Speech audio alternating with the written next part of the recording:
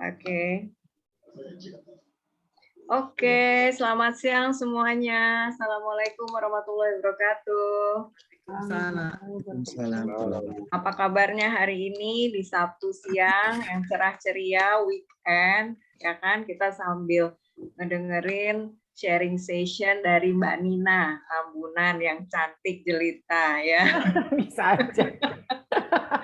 Ya, perkenalkan nama saya Dian Aryadita, biasa dipanggil Dita. Kalau Bu Kapri bilangnya jangan panggil Bu ya, nanti kelihatan tua. Di sini semua anak muda semua, jadi manggilnya Mbak Dita gitu ya. Ya Pak Sugeng ya, Pak Sugeng mestinya Mas Sugeng dong ya. Mas Sugeng sekarang udah jadi. Siap Ibu. Iya. Enen Mas Manis. Mas Manis. Ya. Oke. Mbak Kapri ini untuk absen bagaimana ya? Kira-kira. Nggak apa-apa, dilanjutin aja. Nanti Oke. kalau siap-siap aja Epson. Oke. Oke, jadi sekarang saya mau sharing dulu seperti biasa pekerjaan setiap sebulan sekali tentang IC ya. Apa itu IC? Saya udah hafal kalau kata Mbak Andri. Nah, jadi siang ini kita kedatangan tamu Mbak Nina Karina Tambunan. Beliau adalah pendiri, guru, kepala sekolah, banyak juga ya title-nya Mbak Nina nih. Sekolah Iya, Kita Pelangi. cuma berempat. Di mana ini lokasinya, Mbak? Ini di Pamulang. Oh, di Pamulang, dekat Unpam ya? Dekat, lumayan dekat. Kalau Oke. lari sih keringetan. Ya, oke. Judulnya nih Enhancing Your Communication Skills to Students, Teachers, and Parents. Nah, balik lagi.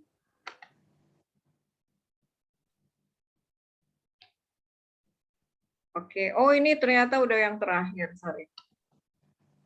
Oke. Oke, IC itu apa sih singkatannya? Singkatannya itu Association for International Minded School Educators in Indonesia. Kemudian kita ada manajemen tim, dan tentu saja Mbak Kapri ini sebagai founder ya, pendiri dari IC ya, beliau yang melahirkan IC. Kemudian ada beberapa rekan-rekan kita yang bisa nanti teman-teman tanyakan tentang IC. Ya, jadi ada beberapa yang sekolahnya tuh terletak di Banten seperti Mbak Melani, kemudian Mbak Gina itu di SIS gitu untuk wilayah Jakarta, kemudian Mbak Dea di Bali ya, dan juga Pak Dadan di Bandung. Kemudian anggota IC itu alhamdulillah ternyata dari yang waktu saya gabung itu jumlahnya 500, sekarang sudah 900 anggota. Anggotanya siapa aja ya? Jadi ada guru ya, kemudian guru private juga boleh, kemudian orang tua, pengamat pendidikan, pemerhati pendidikan, konsultan pendidikan, dan juga dosen. Dan tersebar di seluruh Indonesia. Nah, kalau misalnya Pak Sugeng mau jadi member berarti tersebar di Asia ya. Myanmar, kita kedatangan tamu dari Myanmar. Ada Mbak Dewi juga itu dari Yangon. Oh, Mbak Dewi. Oh ya. Oke, nanti saya sapa. Kemudian IC itu apa? Ya, tadi kan sudah ada singkatannya IC. Nah, IC itu adalah Komunitas Pendidik Indonesia yang berdiri sejak Januari tahun 2019. Jadi kita udah 2 tahun dan sudah merayakan ulang tahun yang kedua. Kemudian IC itu memiliki misi, yaitu memperbaiki sistem pendidikan di Indonesia, mulai dari akar permasalahannya, memperkenalkan sistem pendidikan asing, meningkatkan profesionalisme, serta mengembangkan kompetensi pendidik. Kemudian IC juga berkeinginan untuk menjadi komunitas yang terus berkembang dan memastikan semua anggotanya dapat menjadi pembelajar seumur hidup, selalu ingin berbagi, selalu menginspirasi, dan meninggalkan legacy, yaitu menulis.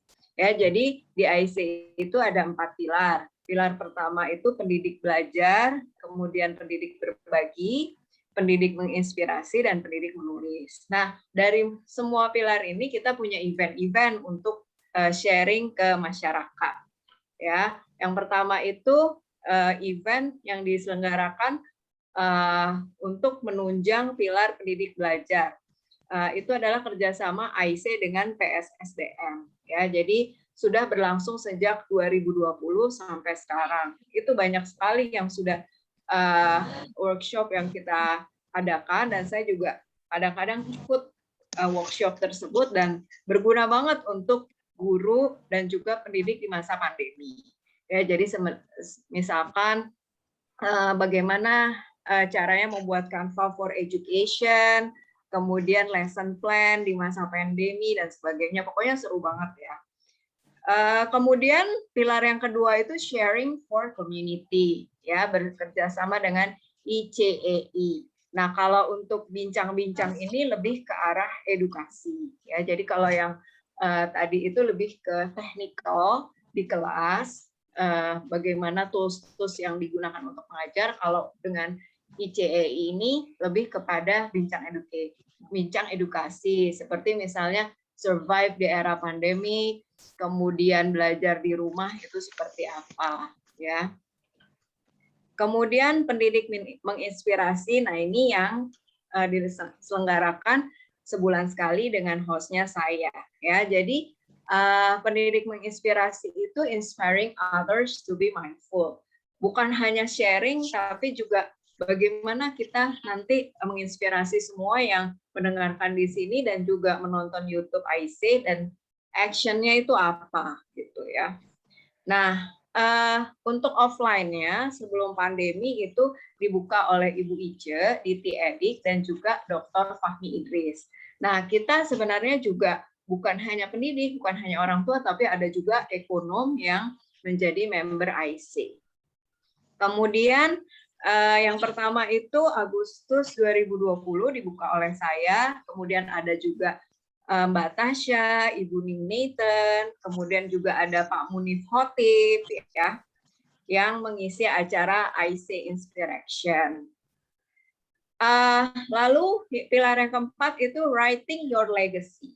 Writing Your Legacy itu dimulai dengan adanya workshop yang dipandu oleh Om J. Nah, saya waktu itu juga ikut workshopnya sekitar 10 kali pertemuan, dan kita masing-masing udah punya blog, dan sekarang sudah selalu sharing di blog tersebut. Meskipun saya udah banyak sekali, udah lama banget nggak aktif, tapi setiap bulan tuh pasti ada tema yang diberikan Mbak Dea untuk peserta workshop. Dan alhamdulillah kita sudah menerbitkan buku, ya. Nah, ini acara-acara yang diadakan oleh Klub Writing yang dikomandani oleh Mbak Dea, kemudian Mbak Dahlia, ada juga Ibu Rita dan Ibu Isni. Ini udah banyak banget ya workshopnya. Nah, gimana sih Mbak mendaftar jadi anggota IC? Caranya mudah saja, nggak usah ribet-ribet. Jadi segera klik register atau login di www.ic.id.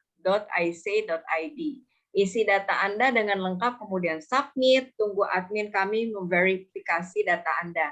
Kemudian ID member Anda dapat dilihat saat Anda login, dan admin sudah meng-approve Anda. Nah, kita juga ada sosmed, ya. Sosmednya jangan lupa, saya selalu bilang jangan lupa subscribe, follow, dan like. Kalau bisa komen, ya. Jadi kita ada Instagram, ada Facebook, ada YouTube. Nah, kalau teman-teman pengen tahu nih atau ingin mendapatkan materi dari IC Inspiration ini, lihat YouTube kita, karena materi tidak diberikan via grup ya atau via acara ini, tapi harus subscribe, like, dan nonton YouTube kita. Ya, seperti itu.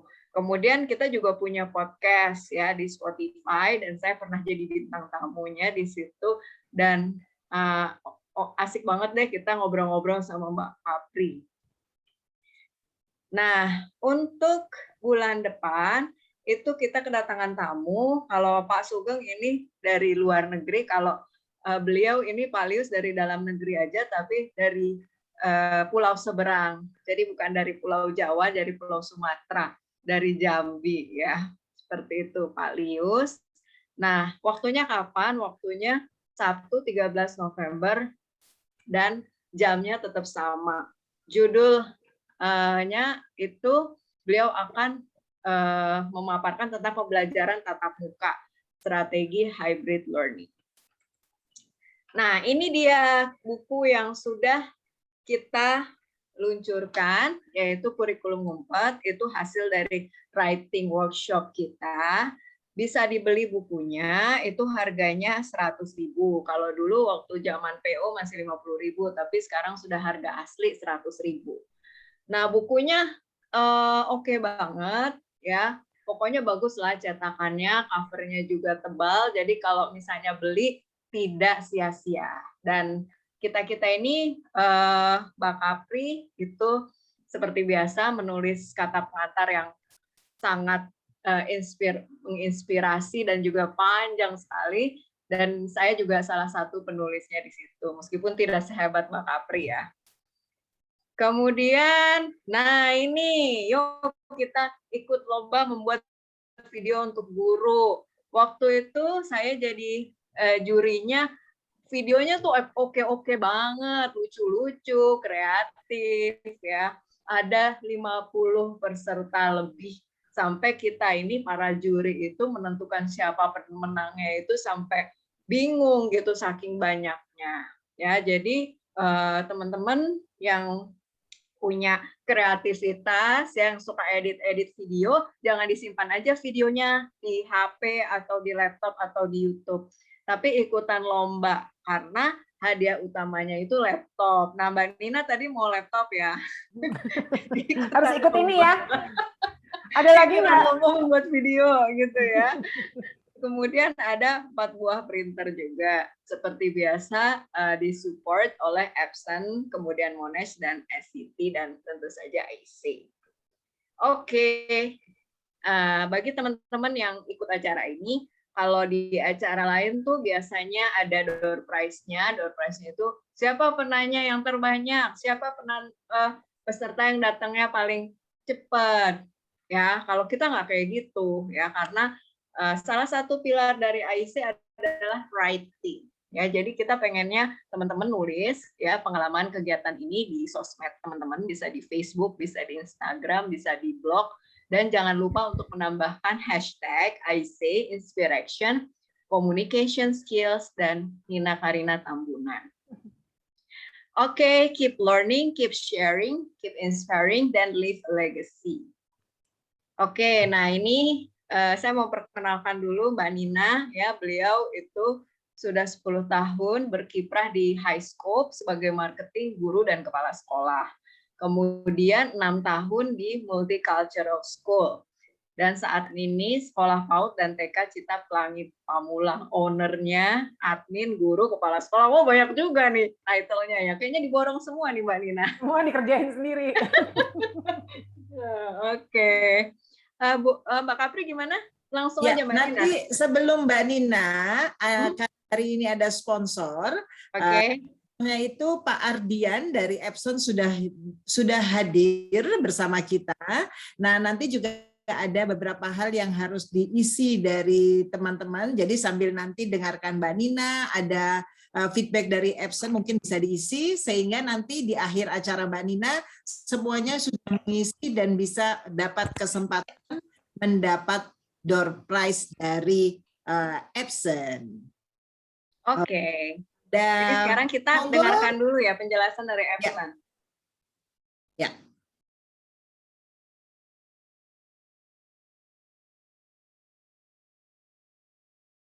Oke. Oke, sudah ada Pak Ardian. Silakan Pak Ardian Ami, monggo. Oke, halo. Halo. Halo, ya, Bu. sudah jelas, Ya. Pak. Oke. Saya izin langsung aja berarti ya. Ya, silakan Pak Ardian.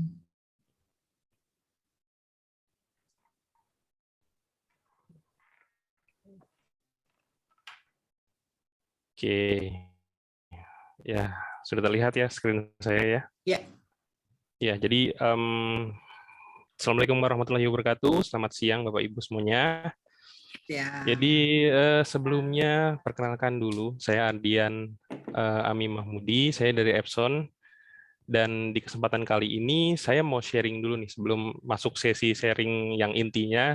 Jadi dari kami dari Epson mau sharing tentang penggunaan alat proyektor. Jadi di sini kami mau sharing bagaimana penggunaan alat proyektor ini untuk melakukan pembelajaran secara daring dan juga mempersiapkan kelas nanti saat kita bisa melakukan tatap muka. Nah, di sini proyektor yang saya bahas juga termasuk salah satu proyektor yang khusus, yaitu proyektor interaktif, dan kita akan sama-sama lihat. Kita langsung masuk aja. Jadi memang kalau kita mau berbicara tentang proyektor, tentunya kita tidak lepas dengan yang namanya teknologi. Dan ternyata teknologi proyektor itu ada dua jenis. Jadi ada yang namanya teknologi 3LCD dan teknologi satu chip DLP. Nah, proyektor Epson ini semuanya menggunakan teknologi 3LCD. Nah, ini juga teknologinya original by Epson. Semuanya mulai dari perancangan teknologi, pengembangan, dan produksi semuanya dilakukan oleh Epson. Dan kenapa kami memilih teknologi ini? Ternyata ada beberapa keunggulannya teknologi ini dibandingkan teknologi satu chip DLP tadi. Yang pertama, keunggulannya dari sisi warna. Dari sisi gambar. Gambar yang dihasilkan dengan teknologi 3LCD ini menghasilkan gambar dengan warna yang natural. Jadi warnanya itu sama dengan yang ada di sumbernya. Itu dari sisi warna. Yang kedua adalah yang tidak ada yang namanya rainbow effect. Nah, rainbow effect ini adalah efek yang dihasilkan dari proses pembentukan gambar teknologi satu chip DLP. Rainbow effect ini tidak bisa kita langsung rasakan gitu ya. Tidak bisa kita langsung rasakan, tapi rainbow effect ini dapat kita rasakan dalam pemakaian waktu yang cukup lama. Misalkan kalau kita menggunakan proyektor, dalam waktu sehari mungkin bisa 5 jam atau lebih. Nah, kalau mata kita merasa lelah gitu ya, kalau melihat proyektor, itu adalah efek dari rainbow effect ini. Nah, itu tidak ada di teknologi 3LCD. Jadi tetap nyaman kalau kita menggunakan proyektor walaupun dalam waktu yang lama. Yang ketiga dari sisi pemakaian daya. Pemakaian listrik dari teknologi 3LCD ini cenderung lebih hemat pemakaian dayanya dibandingkan dengan teknologi satu chip DLP.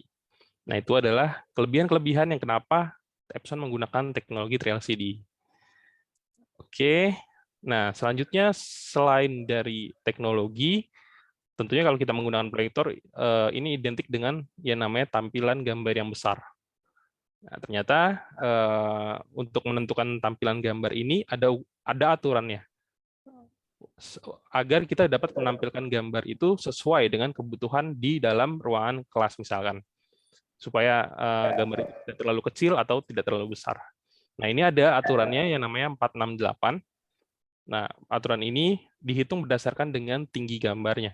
Misalkan yang pertama 4 kali tinggi gambar itu adalah jarak optimal kalau kita menampilkan konten-konten yang membutuhkan analisa tinggi. Misalkan kalau kita biasa memaparkan data-data Excel, atau kita biasa mengajarkan ke anak murid menggunakan Microsoft Excel, itu biasa banyak data-datanya. Nah, itu jarak optimalnya adalah 4 kali tinggi gambar. Tapi kalau kita biasa hanya memaparkan materi dalam bentuk PowerPoint misalkan, nah itu jarak optimalnya 6 kali tinggi gambar. Jadi misalkan gambarnya itu kita punya di dalam kelas itu 1 meter tingginya, jadi 6 kali 1 sama dengan 6 meter. Nah, jadi berarti jarak optimal untuk anak itu bisa melihat ke depan dengan baik adalah 6 meter dari depan layar tadi. Nah, lebihnya lagi yang 8 kali tinggi gambar, ini adalah kalau kita biasa memaparkan materi yang lebih ringan lagi. Misalkan kalau kita hanya biasa memaparkan gambar-gambar yang bersifat image, ataupun kita biasa hanya memaparkan video, nah ini jaraknya adalah 8 kali tinggi gambar. Untuk ilustrasinya, lebih jelasnya lagi seperti ini. Jadi 4 kali tinggi gambar, misalkan di sebelah kiri, kalau kita menggunakan TV ya, yang berukuran 65 inch, 4 kali tinggi gambarnya hanya di area hijau pekatnya itu. Nah, hijau mudanya 6 kali tinggi gambar, dan yang kuning ada 8 kali tinggi gambar. Nah, yang merah ini sudah tidak tercover.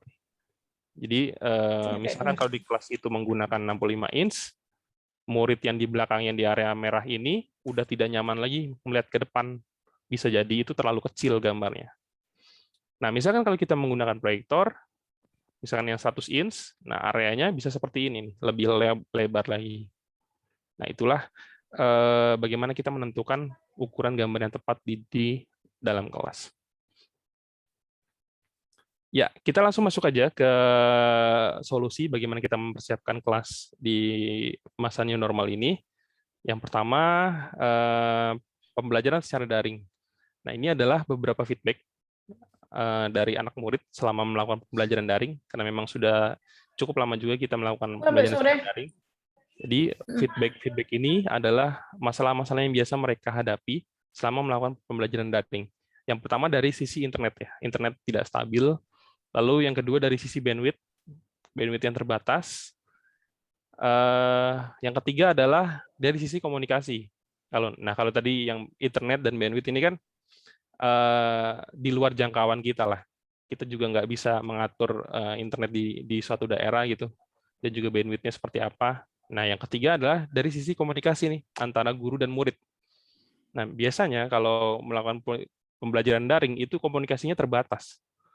Mungkin guru hanya bisa memberikan materi kepada murid tanpa mengetahui banyak bagaimana reaksi murid terhadap materi tersebut, bagaimana feedback-nya, apakah bisa ditangkap dengan baik.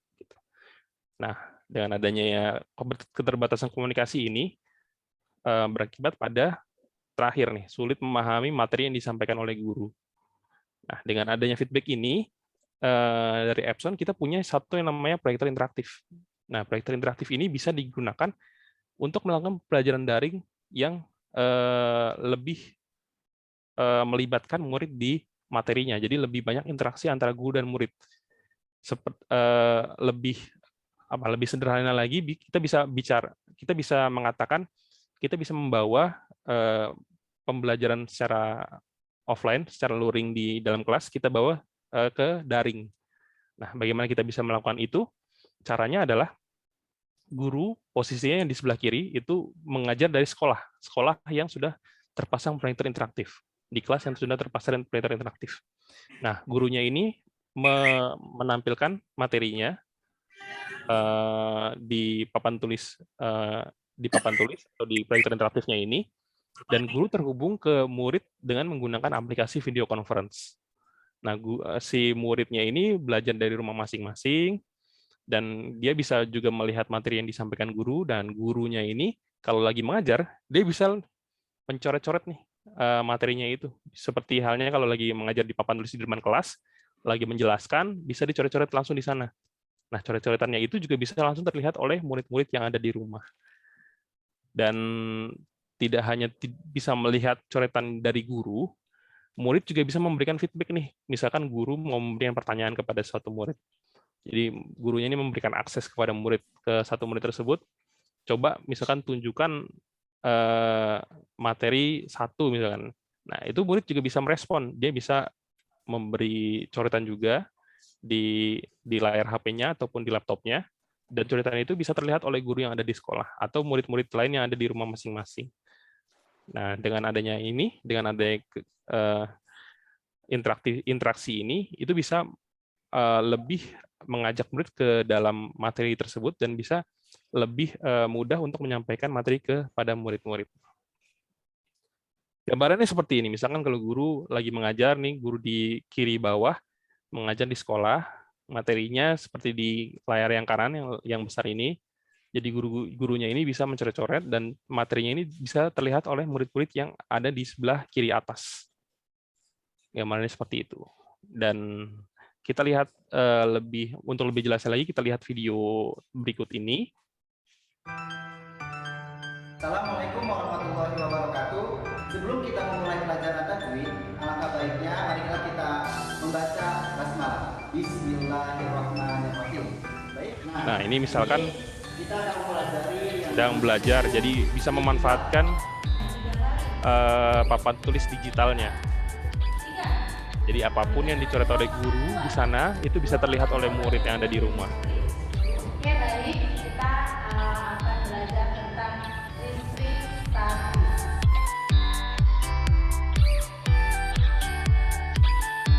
Jadi guru bisa mengajar seperti halnya mengajar di depan kelas biasa ya. Tapi ini coretannya bisa terlihat oleh masing-masing orang murid di rumah.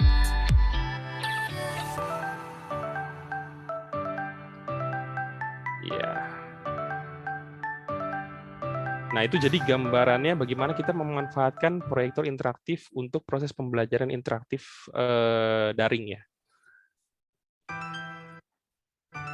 Oke, nah selanjutnya bagaimana dengan luring?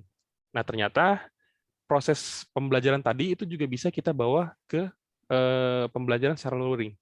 Nah, tentunya kalau kita belajar secara luring, tatap muka terbatas di sekolah, itu tentunya harus memperhatikan protokol kesehatan juga. Kita tidak bisa memanfaatkan 100% kapasitas di dalam kelas. Bisa saja kita melakukan skema seperti ini. Jadi kondisi normal, misalkan di kelas 6A, itu kita bisa bagi menjadi 2 kelas, 6A dan 6B. Nah, gurunya ini bisa mengajar 2 kelas ini secara bersamaan. Konsepnya seperti apa? Seperti tadi. Jadi 2 kelas ini terhubung menggunakan 2 proyektor interaktif. Dan guru bisa mencoret-coret di kelas 6A, dan coretan ini bisa terlihat di kelas 6B secara langsung.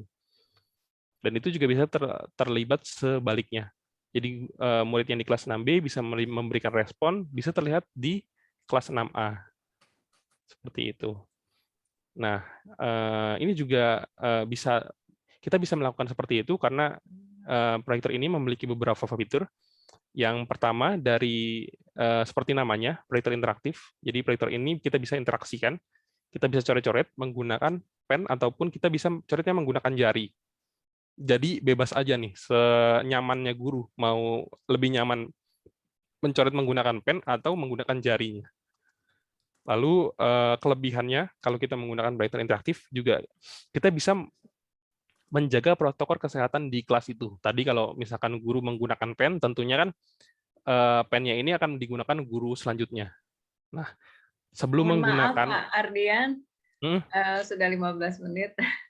Oh iya, ya. Ini udah mau selesai juga. Ya. Oke. Terima kasih. Jadi,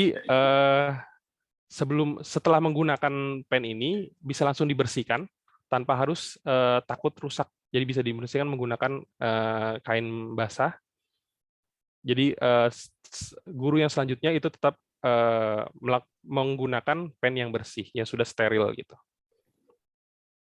Oke, ini skip aja. Nah, tadi seperti dikatakan Bu Kapri juga di awal, jadi kita juga di hari ini mau bagi-bagi satu printer, yaitu printer Epson L121, dan skemanya nanti Bapak Ibu Guru di sini kami mohon juga untuk mengisi feedback, mungkin bisa dibantu juga oleh rekan-rekan saya, linknya di sini, atau bisa juga scan QR code di sini. Nanti di akhir acara kita undi satu Bapak atau Ibu Guru yang beruntung untuk mendapatkan satu unit printer Epson L121.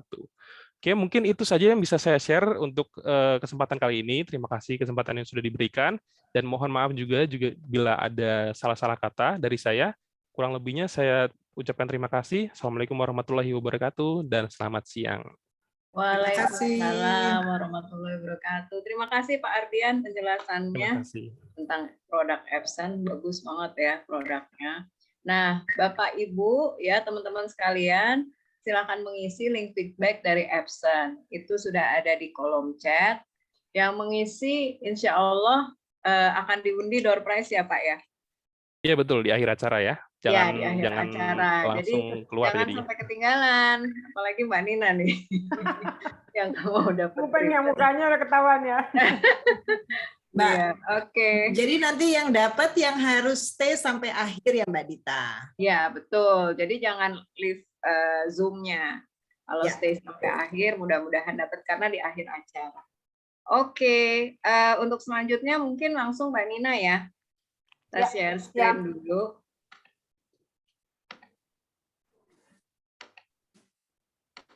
Oke, silakan Mbak Nina. Oke, terima kasih Mbak Dita.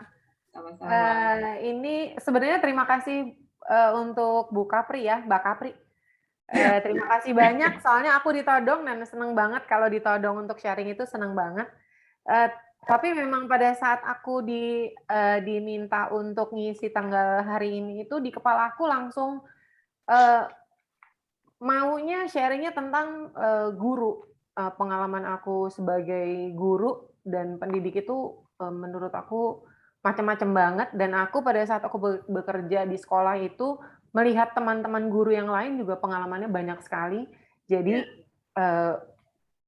aku senang banget bisa ikutan hari ini, dan IC ini menurut aku memang bagus sekali untuk para guru, para pendidik atau siapapun mendengarkan cerita dari orang, dan mungkin nanti kalau bisa bertanya juga bagus sekali, sehingga kita memperkaya diri kita sendiri semakin banyak ilmunya.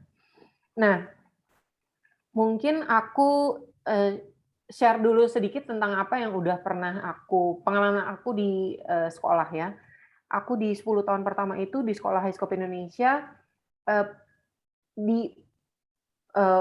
pernah jadi marketing, pernah jadi guru 5 tahun, dan jadi kepala sekolah.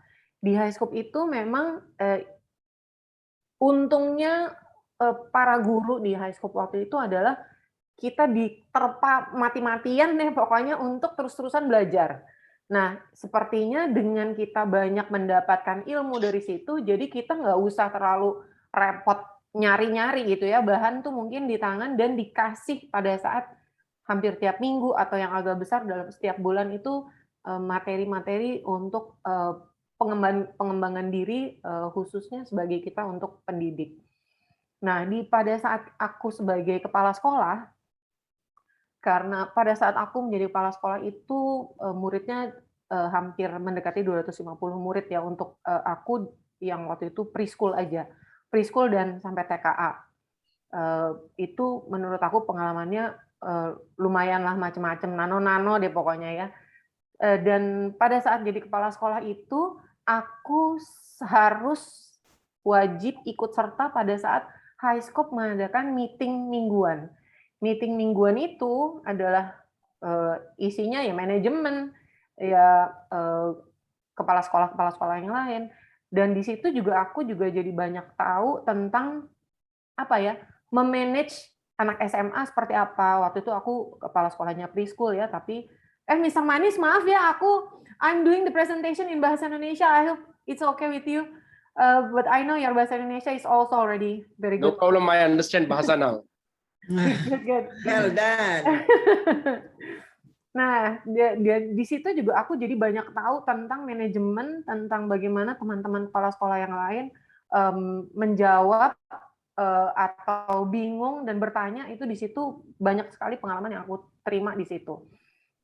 Kemudian setelah 10 tahun aku bekerja di sekolah internasional namanya Jakarta Multicultural School.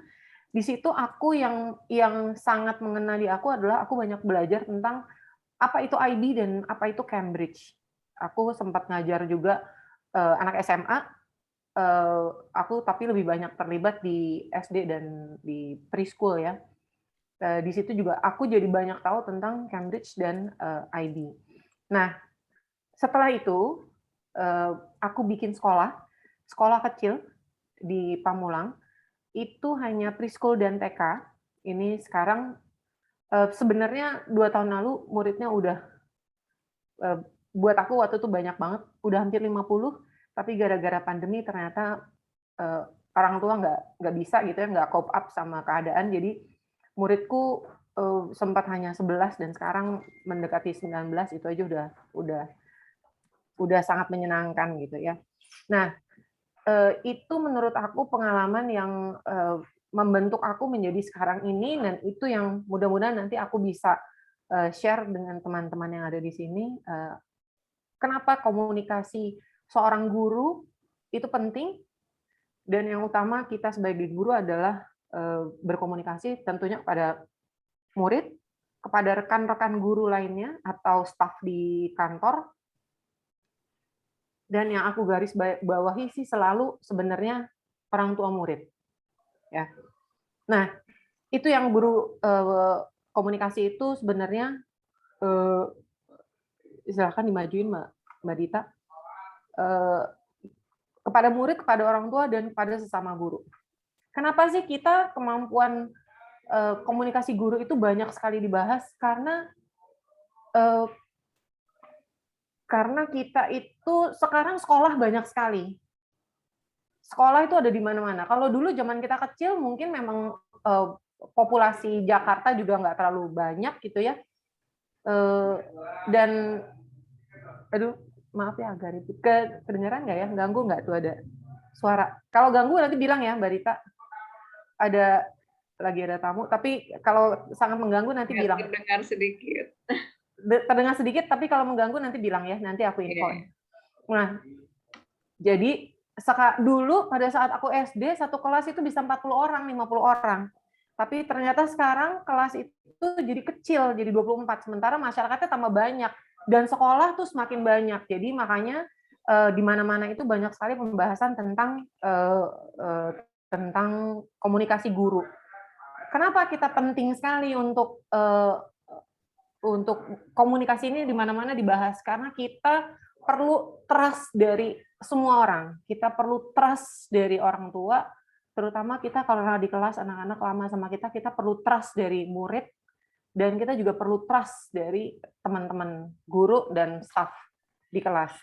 Kalau kepercayaan ini sudah terbentuk, kalau mereka udah percaya sama kita, menurut aku komunikasinya itu jadi sangat mudah, sangat lancar, dan sangat efektif kalau menurut aku. Kenapa penting si trust ini? Ya karena kita kan perlu murid-murid untuk mau dengerin tanpa dipaksa mendengarkan.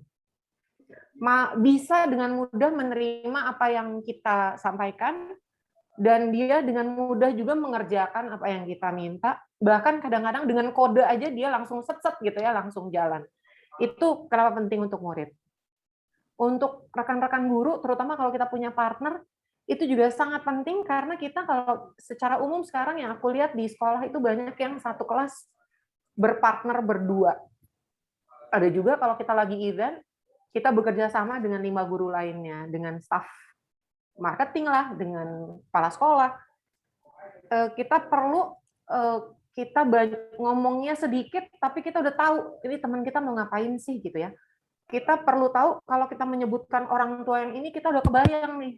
Oh iya ya, itu yang megang si Miss yang itu gitu ya. Dan kita bagi tugas juga jadi lebih ringan. Kita udah tahu pribadi masing-masing. Kita jadi udah tahu guru ini yang mana tugasnya yang apa gitu ya. Kita udah tahu. Nah, dan yang penting juga karena kita dipercayakan oleh orang tua untuk mendidik anaknya, untuk bersama anaknya sehari-hari, itu juga sangat penting, yaitu kita mau orang tua bekerja sama dengan kita sebagai pendidik anaknya. Jadi ini tuh gambarnya ya, anaknya biar happy gitu ya. Kalau yang sama para guru lainnya, supaya kita ngobrol-ngobrolnya asik, berbagi tugasnya asik, dan kerjaan kita sebagai guru efektif. Dan kita pengennya orang tua kayak gitu tuh, mukanya happy. Kalau ngelihat kita tuh kayaknya, halo Miss Nina, gitu ya, nggak bete gitu. Oke. Di skip dulu, Mbak, di skip lagi.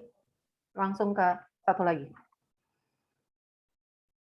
Ya, ini kalau menurut aku dari awal aku bekerja sebagai guru, nah aku ceritain dulu ya. Pada saat di minggu pertama aku menjadi seorang guru, ada pengalaman yang nggak enak banget, yaitu pada saat aku ngantar anak pulang, ngantar ke depan pagar ya, ke depan pagar, aku tuh nyapa ibunya, kebetulan aku udah tahu muka ibunya, aku udah tahu aku menyapa dan aku bilang, oke, bye-bye, see you tomorrow, gitu ya. Ibunya tuh nggak mau ngeliat aku. Tapi aku ngerti banget kenapa, karena itu adalah minggu pertama aku bekerja sebagai guru, dan udah pasti dia belum trust aku, mungkin juga dia udah baca info bahwa aku menjadi guru di situ, dan dia belum srek. Nah, mungkin itu juga yang dirasakan sama teman-teman guru yang lain. Jadi, walaupun kita orang tua nggak nyaman sama kita, ya nggak apa-apa. Kita harus kembali ke sepatunya dia gitu ya. Kenapa sih ini orang begini gitu ya sama aku? Mungkin memang orangnya betean, nggak apa-apa juga, udah sifatnya. Tapi mungkin juga karena dia belum nyaman sama kita, dia belum ada trust sama kita. Jadi setelah itu ya aku jalanin aja biasa, walaupun dia belum tertarik, beberapa hari kemudian, beberapa minggu kemudian belum tertarik ngomong sama aku, biarin aja gitu, nggak apa-apa. Nah, yang aku mau share di sini adalah di sini aku tulis teman. Mungkin teman-teman IC di sini nyamannya ngobrol tuh mungkin nggak sama teman, mungkin sama kakak atau adik. Kalau aku ngobrolnya yang nyaman tuh memang sama teman. Kalau kita ngobrol sama teman, biasanya kita jadi lebih terbuka. Teman kita juga ngobrol sama kita, mau gitu ya, rahasianya dia mau dia kasih ke kita gitu ya. Kita mendengarkan apa yang dia rasakan, kita juga bisa share sama dia, kita mau open. Nah, satu yang teman ini adalah yang aku jadikan apa ya, catatan gitu ya di aku, kalau kita ngobrol sama pihak lain dan memang bisa dianggap sebagai teman, kalau bisa kita meletakkan diri kita sebagai teman dan membuat dia bisa berteman dengan kita. Tapi tentunya juga batasnya banyak sekali, apalagi dengan anak murid dan dengan orang tua. Batasnya itu terutama jam, ya, waktu kerja. Mungkin sesudah jam 5, aku juga sering membatasi, nggak mau bales gitu ya, kecuali krusial. Kadang-kadang ada, memang dibutuhkan, aku tetap jamnya itu aku bebaskin, bisa. Gaya bahasa juga sangat terbatas sebenarnya. Kita bisa gaya tubuh bisa santai, tapi gaya bahasa harus tetap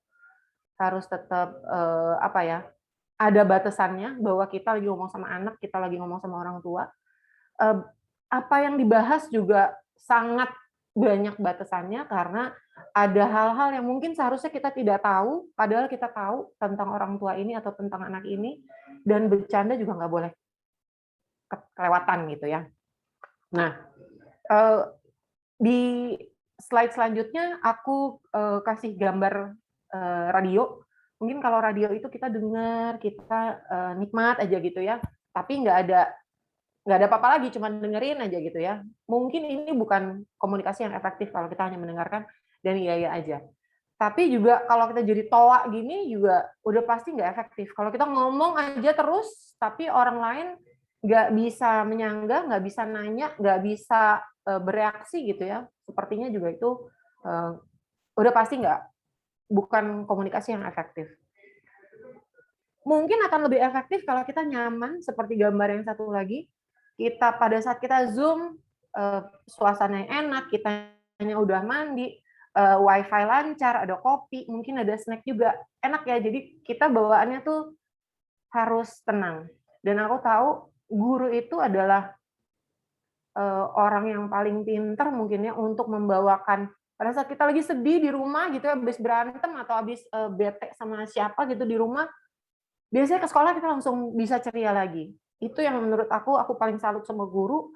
Guru tuh secara umum bisa begitu.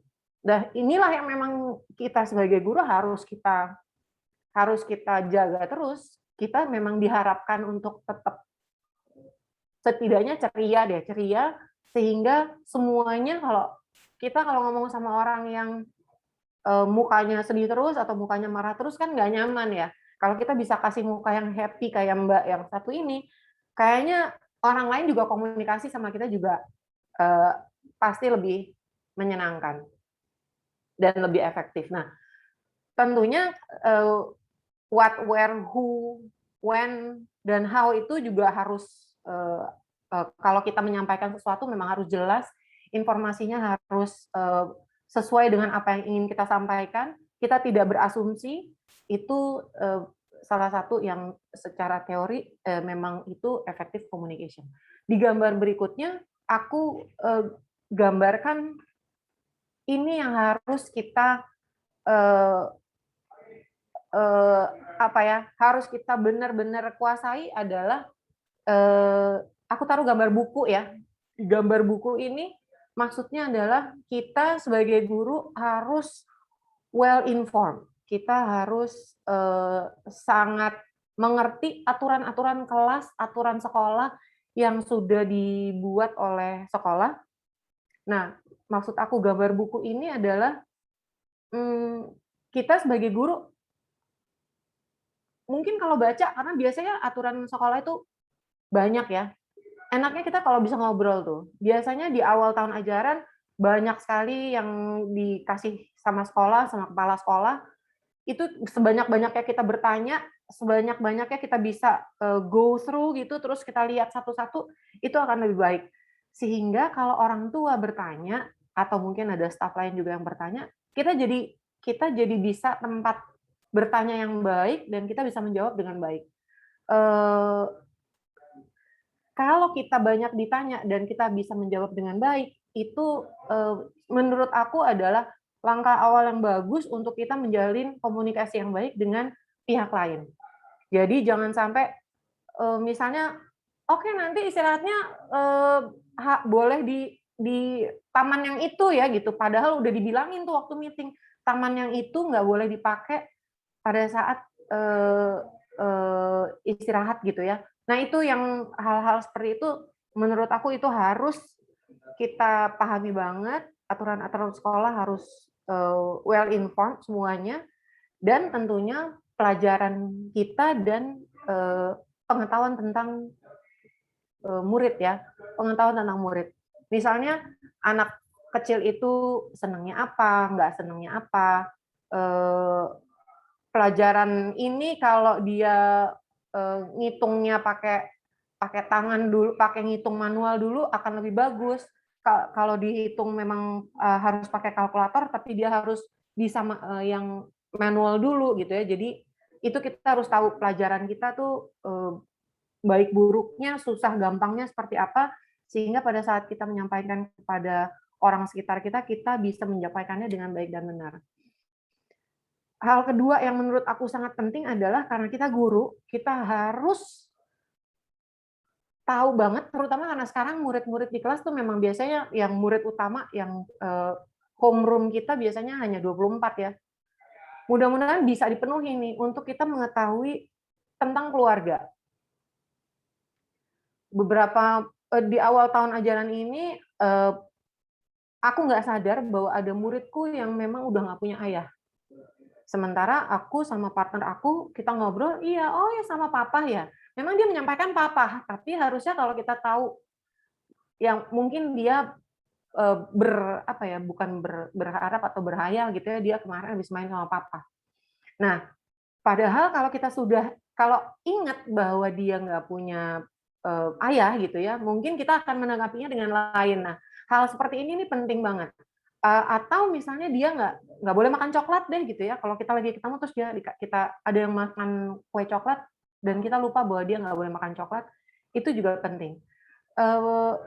Selain apa yang dicatat oleh orang tua di registration form, biasanya ada ya pengetahuan tentang keluarga, tentang anak murid, itu biasanya cukup lengkap, tapi memang kita harus banyak ngobrol juga dengan orang tua sehingga kita lebih banyak tahu. Misalnya dia tidurnya malam gitu ya, kenapa dia datang telat? Nah, mungkin kita jadi bisa mancing dia supaya tidurnya nggak malam gitu, atau banyak info-info yang kita bisa ngobrol dengan orang tua yang kita nggak dapat dari registration form biasanya. Nah, ini penting untuk menjadi catatan kita. Kalau kita mendengar sesuatu, sebaiknya kita catat dan itu kita share dengan partner. Misalnya ada orang tua, iya Miss, kemarin soalnya aku dari Bandung. Oh, ke tempatnya Om Anto ya. Nah, biasanya orang tua seneng tuh kalau kita, padahal dia mungkin cerita tentang si Om Anto ini mungkin 2 bulan yang lalu gitu ya. Orang tua seneng tuh merasa dihargai bahwa dia nyebut Om Anto cuma sekali, tapi sama kita ingat udah 2 bulan kemudian gitu. Jadi hal-hal ini yang menurut aku bisa membuat hubungan kita terutama dengan orang tua dan dengan anak, komunikasinya jadi lebih baik lagi dan lebih efektif. Nah, di slide selanjutnya ada intinya di kelas ini, kalau murid-murid ini sebenarnya kan sama kita paling lama ya. Bisa kalau tatap muka aku nggak tahu, mungkin guru-guru di sini ada yang hanya 2 jam karena hanya online gitu ya. Mungkin ada juga yang 6 jam. Tapi kalau waktu kita tatap muka dulu kan ada yang dari jam 8 pagi sampai jam 4 sore. Kita sama anak-anak tuh. Bisa 8 jam kita sama anak-anak. Jadi memang murid ini kalau bisa kita benar-benar bisa dengan efektif menyampaikan apa ya, kita kasih kode sedikit terus dia bisa tahu kita mau ngapain, itu akan lebih bagus juga. Nah, sebisa mungkin kalau memang kita punya di kelas itu kita udah men-set aturan. Nah, semua yang anak-anak lakukan biasanya bisa dialihkan ke, loh kan tadi kita udah bilang kita hari ini kita mau ini dulu gitu ya. Itu aturannya bisa dikembalikan lagi pada saat kita sehari-hari bersama anak-anak. Nah, kalau ngomong sama anak-anak itu bagaimana sih gitu ya? Kita bisa menjadi orang yang mungkin galak kalau di rumah gitu. Kalau sama teman-teman mungkin terlalu mungkin ketawanya gimana banget gitu ya. Nah, kalau yang penting sih menurut aku dari kita supaya kita efektif berkomunikasi dengan anak-anak dan kita tidak menjadi contoh yang salah gitu ya. Kita harus mundur sedikit. Sebenarnya kita mau tuh orang seperti apa sih? Yang ngomongnya clear gitu ya, yang ngomongnya jelas, yang mungkin ngomongnya friendly gitu ya. Tapi kalau untuk di kelas aku tambahin lagi kita firm ya, tidak soft tapi tidak keras, tidak teriak tapi tidak terlalu soft juga tapi firm. Menurut aku dengan kita bersuara firm ini anak-anak terutama pada saat kita mengajar, anak-anak jadi lebih jadi lebih nyimak gitu, lebih nyimak dan dia tahu bahwa ini kita lagi belajar gitu. Clear udah pasti, deep friendly mungkin agak susah ya, mungkin agak yang penting sih firm ya. Firm-nya itu yang membuat anak-anak tahu bahwa ini kita lagi serius, kita lagi walaupun kita bisa senyum, bisa sambil bercanda, tapi suara firm ini yang aku gunakan pada saat kita lagi ngajar.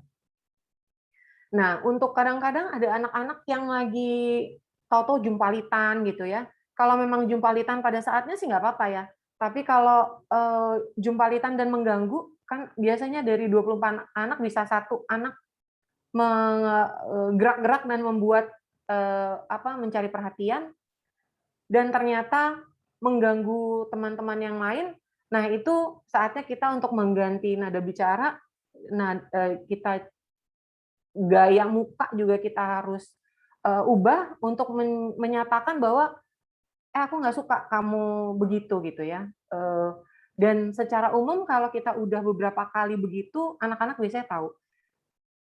Kalau karena aku seringnya menjadi guru preschool, memang aku harus datengin, aku pegang, dan aku ngobrol lagi. Jadi aku tidak menganggap dia adalah fokus dari aku tidak berfokus pada masalah yang terjadi.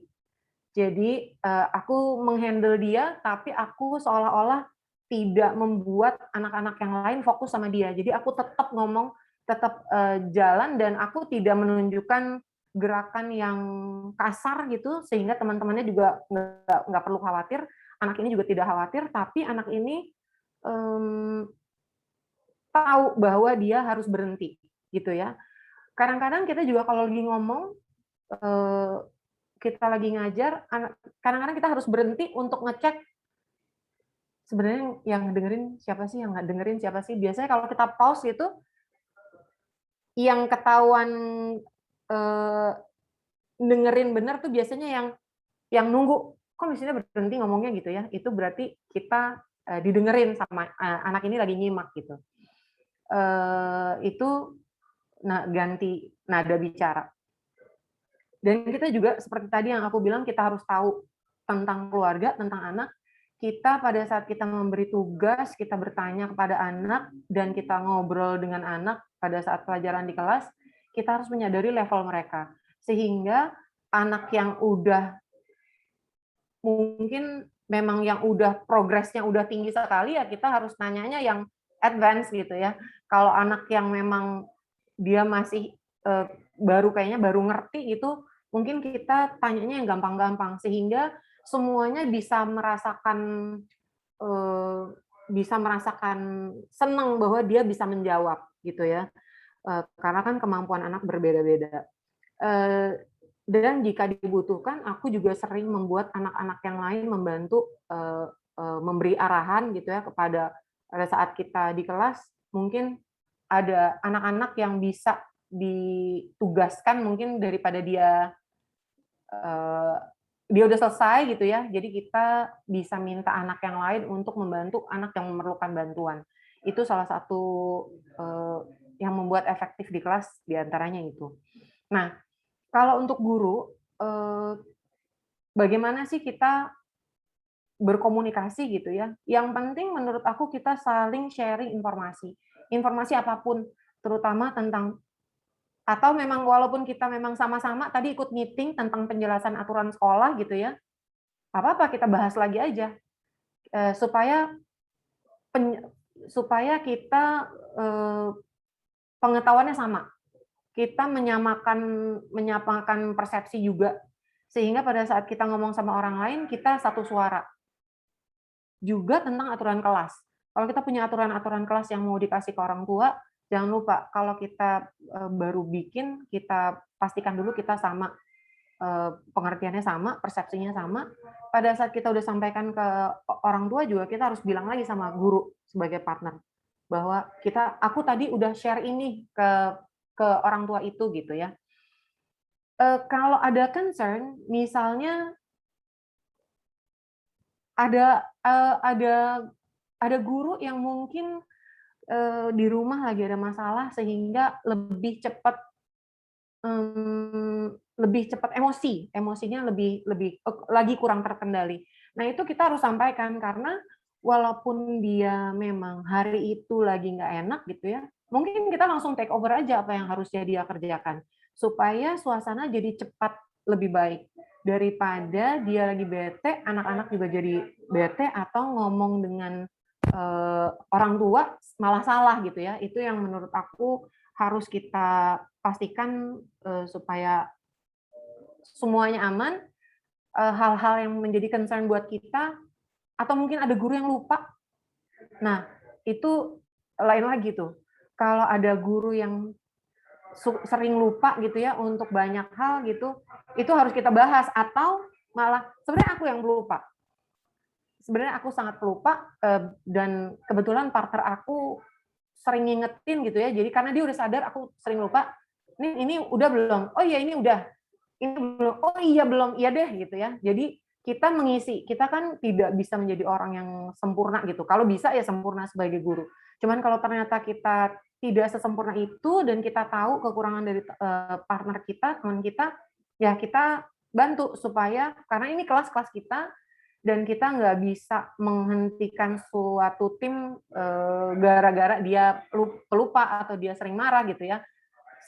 Harus diusahakan supaya suasana bisa baik-baik aja dengan kekurangan dan kelebihan masing-masing. Sama ya, diskusi mengenai hal yang tidak sependapat itu juga harus diselesaikan. Di antaranya kalau nulis report, kita biasanya kalau di kelas ada yang suka mencatat perkembangan anak gitu ya. Nah, apa yang dia lihat sama yang aku lihat mungkin berbeda. Nah, itu yang harus dibahas menurut aku. Justru disitulah yang kalau ternyata belum sependapat, ya itu nggak usah disampaikan sama orang tuanya dulu sampai kita dapat oh ternyata perkembangannya benar kok seperti ini gitu ya. Mungkin di hari besoknya kita lihat lagi perkembangan anak baru bisa begitu. Tentunya ini kita untuk saling mengisi dan melengkapi dan berbagi tugas karena di kelas itu kalau semuanya kita kerjain sendiri kan nggak bisa. Enaknya kalau kita bisa berbagi tugas dan bisa klop gitu ya, kita jadi sangat ringan.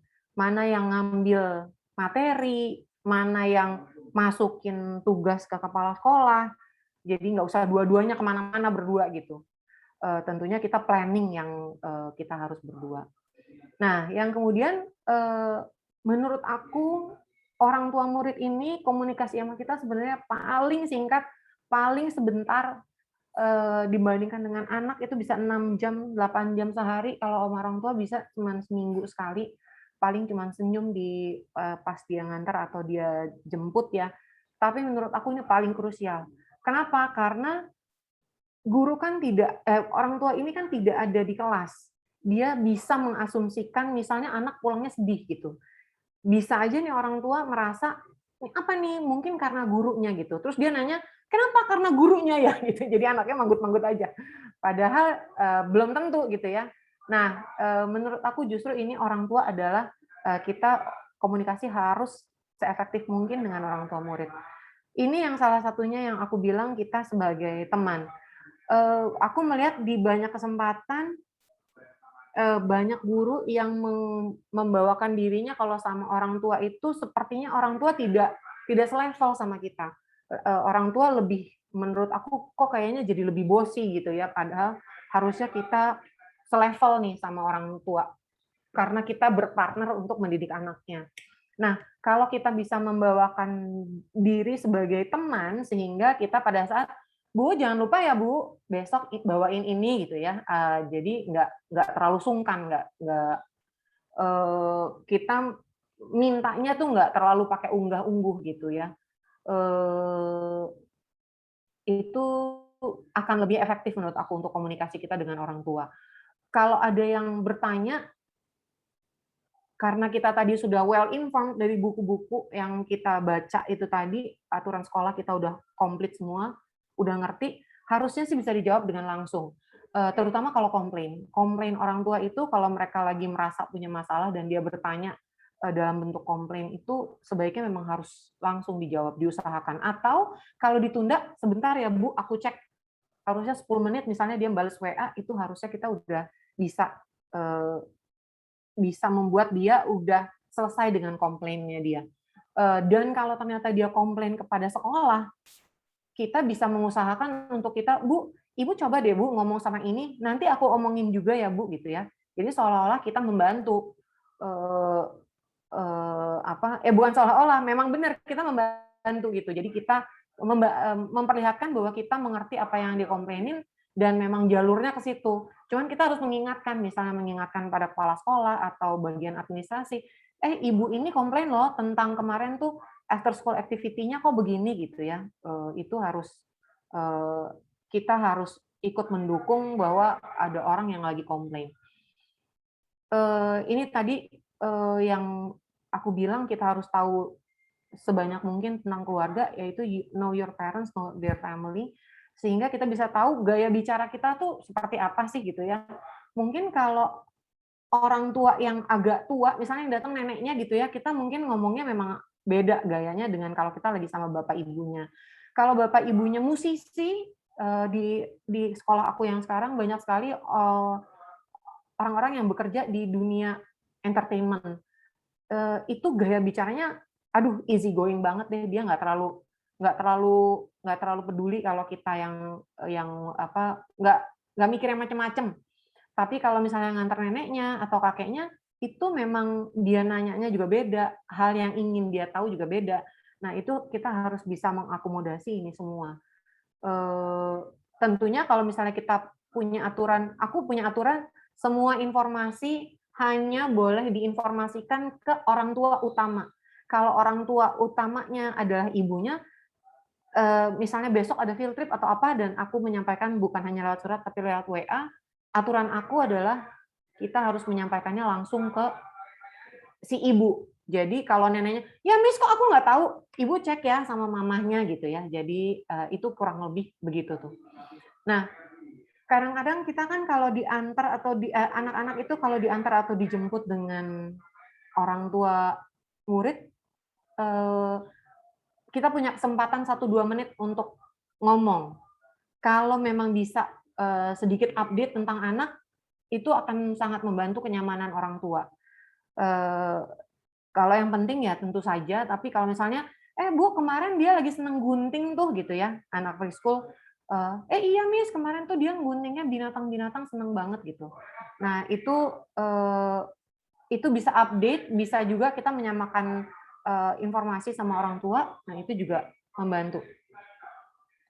Dan kalau ada hal-hal yang agak negatif gitu ya, atau ada yang buruk, misalnya tadi anaknya ada yang mukul atau apa, kalau bisa kita memang mencari kata-kata yang tepat, tapi tidak ditutup-tutupi.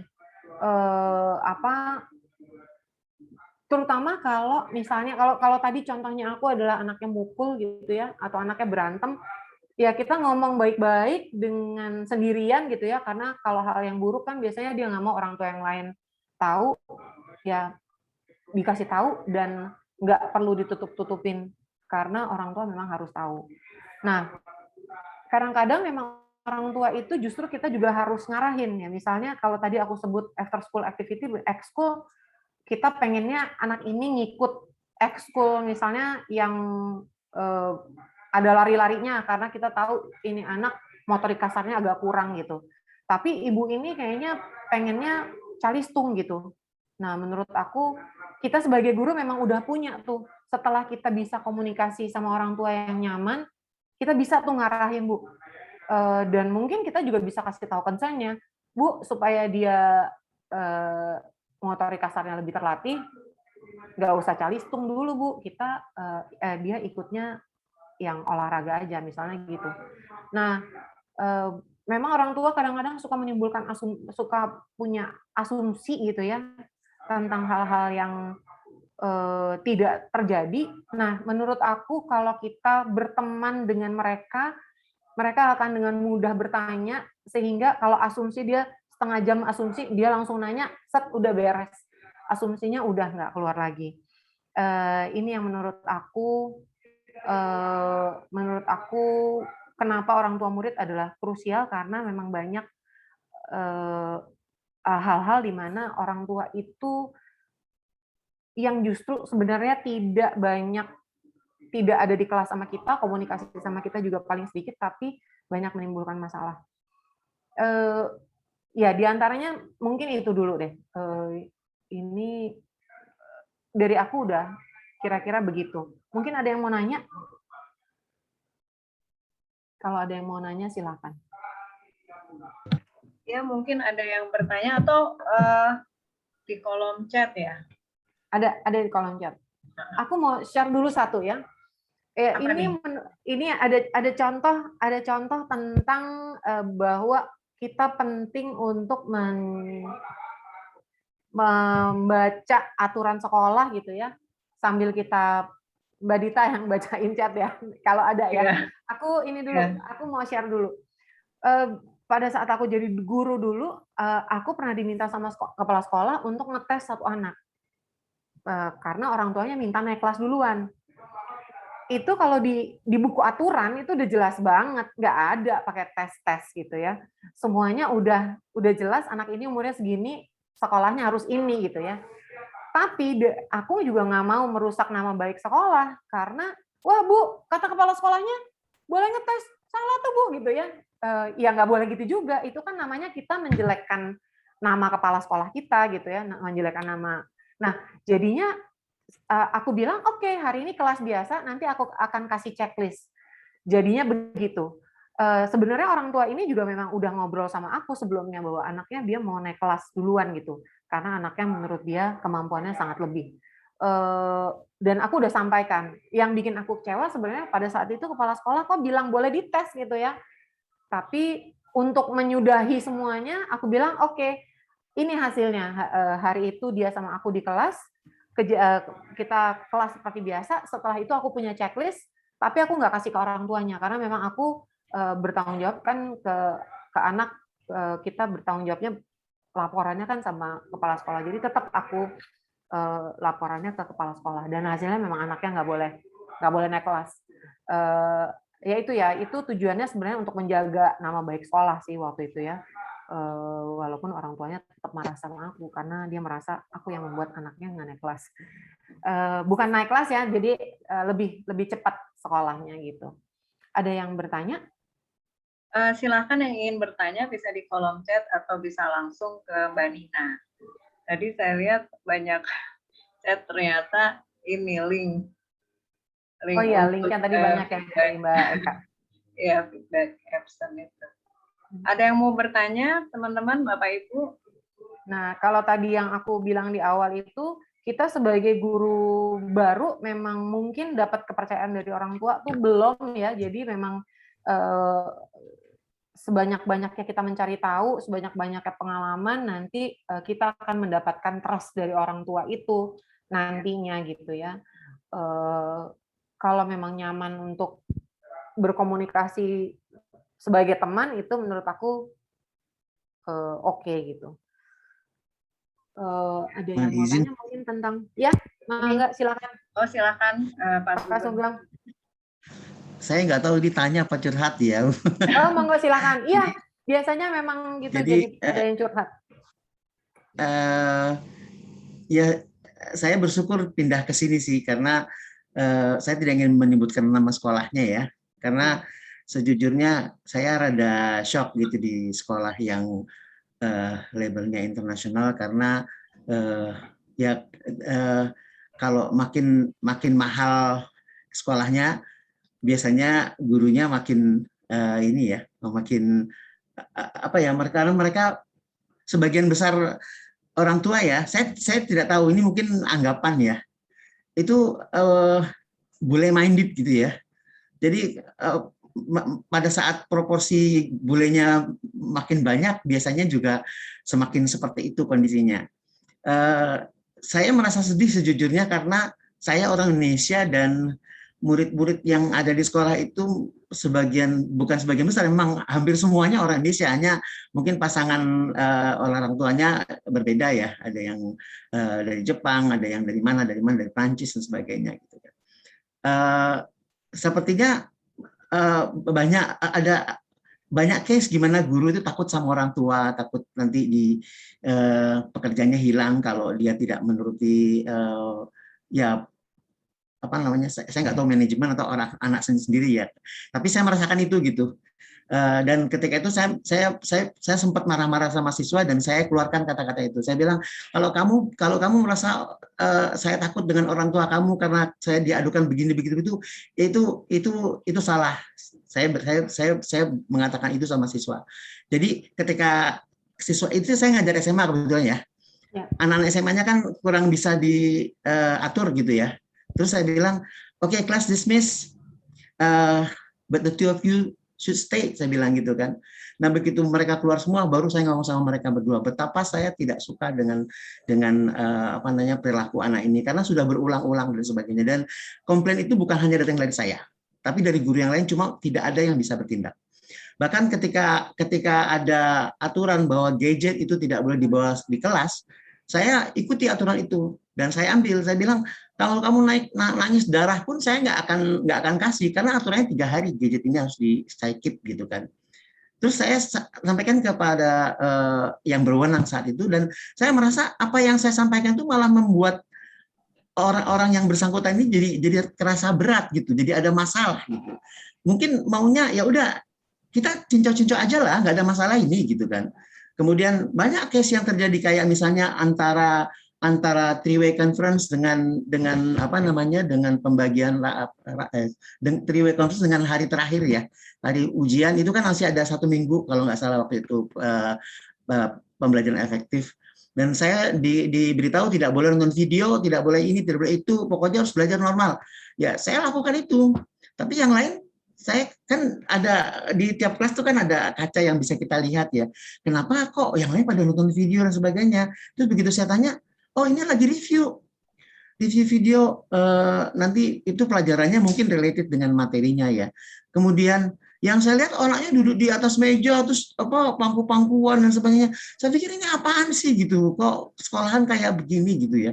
Terus sampai saya sempat diundang itu yang kalau kelas 12 lulus itu saya kalau lupanya graduation, prom night.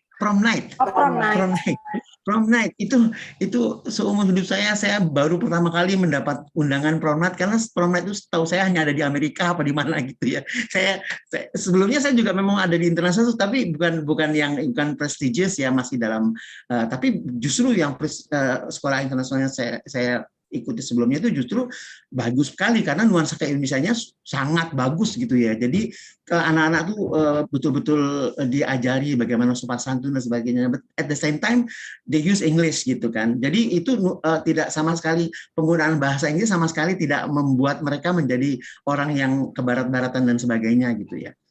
Itu di prom night itu saya datang ke sana sampai dikasih voucher taksi 150.000 ke sana, itu siswa cuek semuanya sama gurunya, kayak guru tuh kayak pelengkap penderita.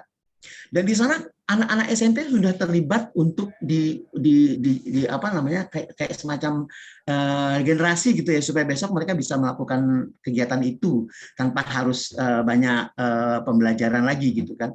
Dan mereka itu minum. Dan saat saya melihat mereka di depan mata kepala saya itu bawa minuman itu, si bule-bule ini tidak ada yang berani lewat situ. Dan setelah saya cari tahu, rupanya itu adalah upaya si bule-bule ini untuk menjustifikasi bahwa saya tidak melihat itu. Jadi I don't have to be responsible for that because I don't see them gitu. Jadi itu apa namanya lewatnya saya waktu itu di JB Marriott ya, yang waktu habis kena bom itu di situ. Saya pikir wah ini anak SMA ini kaya banget ya, sampai sewa apa hotel semewah ini hanya untuk prom night. Dan guru itu betul-betul pelengkap penderita, karena prom night itu harus dihadiri guru, ya mereka mengundang guru. Tapi saya tidak merasa saya ada di sana gitu. Bahkan saya mewali kelas anak kelas 12 waktu itu ada acara sunlight ya. Saya sangat surprise karena sekolah sedemikian bagus ada sunlight. Saya pikir seperti sunlight yang saya temui di sebelumnya, karena saya juga pernah berada dalam organisasi religious undercover ya, yang sangat keras, garis keras gitu. Saya pikir akan seperti itu. Ternyata isinya ya sangat light gitu, betul-betul light. Dan pada saat proses sunlight itu saya sampai kan kita sewa mobil White Horse kalau nggak salah ya, di situ terus ada biasanya 32. Saya pesan penumpang terakhir waktu itu, dan semua sudah terisi 1-2 gitu, karena memang tidak akan terisi 3-2 gitu, tapi 1-2. Dan saya harus duduk di antara kursi yang diberi kursi 2 yang sudah terisi 1 atau kursi 3 yang sudah terisi 2. Mau tidak mau gitu kan. Akhirnya saya memilih tempat yang saya pikir nyaman gitu ya. Saya pilih yang 3-2 lah gitu, yang 3 yang sudah terisi 2. Terus one of the students itu murid saya sendiri gitu, yang keturunan Prancis. Dia bilang no space pokoknya pokoknya selalu sempit buat dia kalau dipenuhi. Saya pikir saya ini gurunya gitu, dan saya tidak punya pilihan lain waktu itu selain duduk yang akhirnya menjadikan kursi itu maksimal posisinya. Ya dimanapun saya duduk, orang akan merasa akan jadi sempit gitu.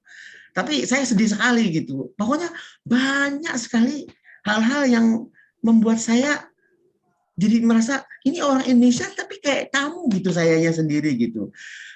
Kalau misalkan kondisi yang kalau yang disampaikan Bu Nina itu kan ideal sekali, sekolahnya mendukung. Lah kalau sekolahnya saja tidak mendukung, bagaimana guru-gurunya mau melakukan behavior management dengan baik gitu. Itu yang gimana saya, Pak Sugeng intinya, maaf. Iya sih, aku udah dapat sih intinya, aku dapat sih Pak Sugeng. Kalau kira-kira mohon maaf terlalu panjang jadinya. Iya nggak apa-apa. Terima kasih udah sharing. Tadi kalau misalnya kalau dari Pak Sugeng kan aturannya handphone akan dipegang oleh guru kalau anak menggunakan handphone di kelas gitu ya. Sebenarnya kalau sekarang nih justru handphone banyak digunakan dalam pelajaran, tapi mungkin di masa itu memang handphone itu nggak boleh dipakai. Kalau memang aturannya handphone akan diambil, itu memang harus diambil. Jadi benar kata Pak Sugeng, kalau sampai nangis darah pun aku nggak akan kembalikan. Tapi menurut aku konsekuensinya kelamaan. Kalau memang aturan sekolah adalah kalau handphonenya dipakai dipegangnya 3 hari, menurut aku kelamaan, karena kan handphone ini sesuatu yang penting banget buat anak-anak gitu. Jadi harusnya misalnya kejadian seperti ini terulang lagi, handphone diambil dan akan dikembalikan pada saat dia sudah dijemput, misalnya seperti itu. That's not the point, Ibu. That's not the point, Ibu. Poinnya adalah bahwa saya merasa bahwa behavior management di sekolah itu tidak bisa diterapkan karena kita kalah dengan uang. Iya, enggak. Itu poinnya. Harusnya enggak Pak Sugeng. Sayang sekali Pak Sugeng sekolahnya seperti itu. Cuman kejadian seperti itu memang banyak. Nah, kalau kejadian seperti ini seharusnya dibawa ke manajemen memang. Dibawa ke meeting. Biasanya kan ada meeting besar mingguan ya kalau sekolah internasional. Itu harus dibuka. Apa yang harus kita lakukan? Kenapa yang kemarin saya lakukan begini, ini kok jadinya begini? Kenapa pada saya sampaikan, ini kan saya komplain tentang hal ini, kok nggak ada yang lain kok nggak ada yang mendukung misalnya. Itu cuman bisa Pak Sugeng sampaikan karena pada saat Pak Sugeng ada aturan dari sekolah, tapi sekolah sendiri tidak melakukan, kalau dari saya sebagai Pak Sugeng akan tetap melakukan aturannya. Kalau ternyata rekan-rekan Pak Sugeng yang lain tidak melaksanakannya, bukan berarti Pak Sugeng jadi salah. Jadi kalau satu sekolah semuanya salah dan hanya Pak Sugeng yang benar, tetaplah menjadi orang yang benar Pak Sugeng. Dan mungkin memang, ya kan? Benar nggak Pak Sugeng? Setuju nggak? Karena nggak bisa jadi kalau Pak Sugeng bilang sekarang gimana sih gitu ya? Mungkin langkahnya Pak Sugeng yang selanjutnya yang keluar dari situ adalah udah yang paling tepat. Karena Pak Sugeng nggak terima dengan hal itu. Mungkin itu pun yang membuat saya tidak di sekolah saya yang sebelumnya lagi. Jadi kalau memang ada yang nggak sesuai dan kita nggak bisa betulin, kalau saya aturan itu udah aku bahas. Kenapa begini, kenapa begitu? Nggak sejalan dan nggak dibetulin, manajemen nggak ngikutin hal yang seharusnya, ya udah. Ini artinya kalian akan kehilangan aku seorang yang sepertinya lebih baik lah gitu ya di tempat lain gitu. Mudah-mudahan gitu tuh Pak Sugeng. Tapi memang kalau anak-anak itu memang prom night itu memang seharusnya tidak didatangi orang tua kalau menurut aku. Terakhir-terakhir ini prom night itu memang udah sekolah itu suka menyampaikan bahwa prom night ini di luar tanggung jawab sekolah. Dan walaupun kita diundang ya mungkin anak-anak itu dengan baik hati dia mau mengundang guru-guru SMA-nya gitu ya. Tapi memang udah nggak pantas kita datangin karena ternyata anak-anak SMA yang sekarang ini apalagi dengan ada pasangan yang bule, wah itu udah menurut aku runyam. Jadi kita tidak bisa menjadi guru pada saat ada di prom night. Nah itu pasti hal yang sangat menyedihkan. Jadi ya itu mungkin jawabannya adalah terima kasih undangannya dan aku nggak bisa datang karena aku lagi ke Bandung gitu. Gitu aja paling gitu ya kata-kata manisnya gitu. Itu tadi ada yang di kolom chat ini dari ada yang bertanya tadi aturan di kelas kalau mengenai aturan dalam kelas jika sudah disepakati, jika ada yang melanggar apa sanksinya? Ya, karena aturan di kelas itu biasanya dibuat oleh kita bersama anak-anak dan kalau memang belum ada konsekuensinya pada saat dilanggar oleh anak-anak itu sendiri, kita juga bisa tuh nanya sama mereka, ternyata tadi ada yang melanggar, enaknya gimana nih? Dan kalau sudah ada jawabannya, ya udah kalau gitu dia nanti yang pulang paling telat misalnya nemenin guru beresin apa dulu gitu ya misalnya. Emang mau begitu? Kalian kalau melanggar juga mau tuh ngelakuin itu? Oke, jadi mulai hari ini kalau ada yang melanggar ini akan begitu ya. Karena kan mereka mikir, jadi besok-besok kalau aku yang melanggar, aku juga nih yang ngerjain konsekuensi yang kayak gini gitu. Biasanya anak-anak dari preschool sampai SMA biasanya sudah bisa mikir konsekuensi yang paling pas tuh apa sih. Tapi kalau konsekuensinya terlalu ringan juga guru bisa, ya enak amat, jadi ngelanggar aja semua. Masa konsekuensinya cuma begitu gitu ya. Itu bisa dibahas sama guru seperti itu.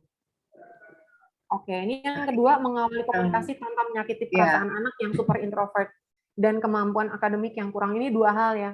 Super introvert itu udah bawaan dan introvert itu kan dia tertutup gitu ya, dia nggak mau banyak ngomong sama orang, dia tidak suka, tidak nyaman berbicara dengan orang lain. Biasanya gitu ya, mudah-mudahan aku benar. Menurut aku itu tidak bisa diarahkan dengan paksa. Walaupun maksanya juga hanya sedikit, itu juga karena itu kalau kita kadang-kadang malu ketemu orang baru, enggak, dia mau orang baru, mau orang lama, mau udah lama kenal, dia tetap nggak nyaman, dia tidak nyaman untuk bersuara. Yang paling biasa dilakukan di kelas adalah kalau anaknya nggak suka ngomong, kita kasih dia kerjaan yang nggak usah pakai ngomong. Jadi misalnya dalam grup ada satu yang jago ngomong, satu jago gambar, satu jago menyiapkan presentasi, satu jago bikin-bikin sesuatu gitu ya. Nah itu yang kita harus pilih. Kalau misalnya dia ternyata berkelompok, jadi yang ngomong akan orang lain. Dia bisa dengan nyamannya menyiapkan presentasi tanpa harus bicara depan orang. Tentunya kalau dia ternyata harus ngomong, kita harus terima pada saat dia ngomong sangat singkat. Karena ngomong sangat singkat itu sudah sangat berat buat dia. Nah, kalau untuk kemampuan akademik yang kurangnya bagaimana nih? Apakah kurang karena dia memang IQ-nya rendah, atau karena dia memang jarang belajar, atau di rumah memang kerjanya main terus, atau apa, mungkin itu harus ditelaah lagi. Menurut aku, kalau memang dia udah nyaman dengan guru, udah nyaman dengan kita, mungkin kita bisa nanya yang mungkin jawabannya singkat-singkat gitu ya. Seharusnya sih bisa dia untuk digali lebih lanjut, sehingga kita tahu kemampuan akademiknya ini kurang kenapa sih, atau mungkin dia kemampuan akademiknya kurang di matematika dan IPA, tapi kalau dia yang baca, dia inget semua gitu ya, atau dia IPA nggak bagus, IPS nggak bagus, tapi olahraganya memang jago, kita mungkin ngasih ke dia tugas-tugasnya yang lebih ringan kalau memang bisa seperti itu. Tapi gimana caranya kita sebagai guru udah sadar bahwa dia introvert, dan kita sadar bahwa dia akademiknya kurang, dan kita mancing dengan sangat nyaman buat dia gitu ya, sehingga dia mau terbuka. Pada saat dia belum mau terbuka, kita nggak bisa maksa. Gitu. Oke, ada lagi mungkin sudah cukup ya Mbak Nina? Oh ya, oke. Terima kasih. Terima kasih Mbak Nina penjelasannya, juga yang bertanya Pak Sugeng dan Ibu Siti Munawaroh. Kita lanjut ke pengumuman door prize ya Mbak Kapri ya? Ya. Oke, silakan. Langsung dari Epson, silakan. Jeng jeng. Baik, Bu Kapri, halo. Ya, halo Mas Robert. Halo. Ibu. Ya, yang bawakan ini Mas nanti Robert. saya Bu. Ya. Oke, saya share screen dulu Bu ya. Aduh, aku belum sempat ngisi. Nanti nunggu yang itu aja Mbak, yang dapat laptop ada ya? Video. Bikin video ya. Siap. Sudah kelihatan Bu Capri? Sudah ada namaku kelihatan Mas Robert. Oke, baik, saya acak dulu ya. 1, 2, 3. Oke. Nah, ini udah saya acak. Boleh dihitung mundur Bu Capri dari mulai 3. Silakan. 3, 2, 1. Yeay. Yeah. Seru ya, ada aplikasinya, bisa ini buat Arisa. Bu Koliso. Ada enggak? Masih ada di room? Silakan di-unmute. Ibu Holiso. Halo Ibu Holisa. Halo. Ada? Kalau tidak ada, kita akan kocok kembali. Ya. Kita hitung ya, teman-teman. Ini kayaknya semuanya berharap Ibu Kolisa tidak ada nih.